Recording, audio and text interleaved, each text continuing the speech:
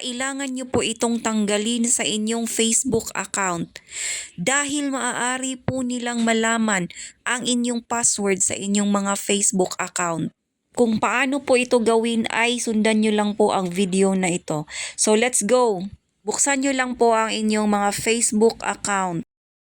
Pindutin ang 3 lines sa itaas. Scroll up, pindutin ang settings and privacy. Pindutin ang settings.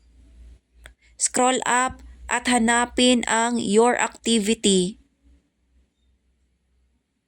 Pindutin ang apps and websites.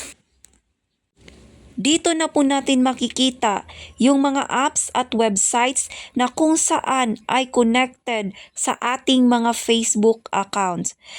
Napaka-importante po na ma-remove natin ito dahil maaari po nilang makuha o malaman ang password ng ating mga Facebook accounts. Para ma-remove yan ay itap lang po natin yan at kung sakali man po na ganito o may ganito kayo ay i-remove nyo lang po para maiwasan na makuha ang inyong mga password sa inyong mga Facebook account.